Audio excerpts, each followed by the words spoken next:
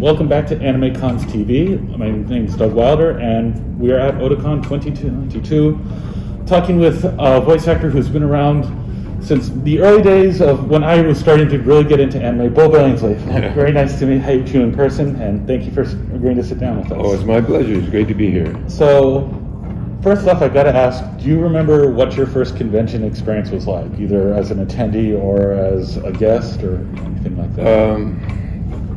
To tell you the truth, I don't remember my first convention, but I do remember my emotions about it. Mm-hmm. That it was a wonderful experience to have an opportunity to interact with the fans, directly, because that was something new. In my career, there weren't those opportunities. So when that happened, when the convention culture grew up, I was really elated because life's about people, yep. Right? And so to have the opportunity to talk to the fans and to hear their stories and their reactions to my work was a real blessing. One of the things I will say is, from especially the early 2000s onward, you're one of those very distinct, very cool voices that you hear it in a dub or a performance, you're like, oh, I know that voice, and it's one of the very distinct ones. Do you get recognized for your voice out in the wild sometimes, or? Actually, that happens occasionally. It's amazing. The fans have good ears. They can figure it out. They can figure it out. I remember I was narrating a show on the History Channel. I think it was Modern Marvels, and on social media there was a discussion about this. One person said that that's Jet Black narrating Ice Road Truckers, and the other person said, no, there's no way. And I don't know how I got involved in the conversation, but I saw it, and then I interacted and said, well, yep, it was me. And the other guy said, yeah, I told you. Made that guy's day. Yeah, right. I tell you, I know that voice when I hear it. Yeah. You mentioned interacting with the fans and a lot of those positive experiences. Do you have any specific moments that really stand out as really particular or memorable, kind of like peak awesome or anything like that? Oh yeah, there are a lot of them, but one significant one took place in AnimeX in Los Angeles. The whole Bebop gang was there, mm-hmm. and we were having a panel, and then we had open mic, and people were coming up, taking their turns, expressing their thoughts about the show. And then one young lady came up, and she could barely speak, and she, expressing emotionally, she could barely speak because she was about to share something that we were all surprised to hear, that she was about to take her own life.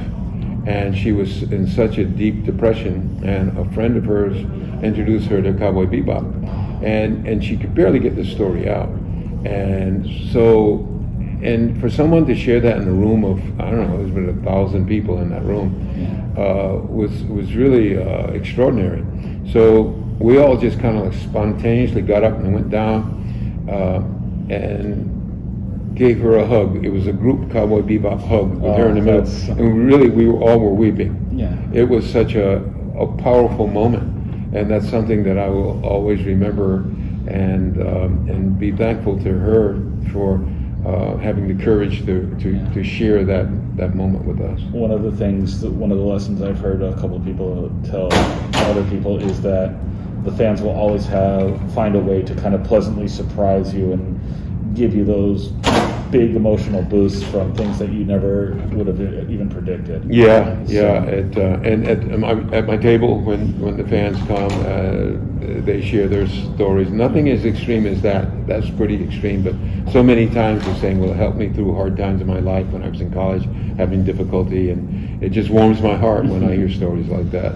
And because you've gone to several different conventions and stuff, is there anything that you see some conventions do that you wish, I wish more conventions would do things like this, or perhaps the opposite of I wish more conventions would kind of avoid this common misstep or anything like that? I don't really have a complaint about the conventions. That's an interesting question. Sometimes the scheduling is not as convenient as it could be, but it's all good. Yeah. It's all good. So, I mean, I think a lot of, both for convention organizers and fans, it's kind of, remember that you guys are still human too. Like, for many of a fan, it's like you can be a larger than life figure, but just like, just be a decent human being to everyone, and you can relate a lot more and have a much better experience. That's definitely the case. As I say, life's about people, and I feel so fortunate to be able to interact with the fans. When I was doing soap operas, I did, General Hospital, Young and the Restless, Days of Our Lives, Bold and the Beautiful, and the fans are terrific. They would send us fan mail. We'd get fan mail, and that was neat. And that was basically the closest we would get to interactions with the fans. But in our world of animation and video games, it's face to face, and I get gleeful when I have an opportunity to sit down and talk with fans and hear about their lives and how my work has affected their lives. As someone who watched Cowboy Bebop initially on the VHS tape and followed your career since then, I have to say that you've definitely made my life a lot better too. So, thank you so much for saying that. But you were mentioning interacting with the fans on social media and things like that, so I'll just close out with, if anybody wants to kind of follow what you're up to or things like that, what's the best place for them to do that? Well, I'm on Twitter, Instagram, Facebook, and so they can friend me up, and chat with me, and find out what I'm doing. Great. Well, thank you for taking time to speak with us today. It was my pleasure. Thank Good you. to see you.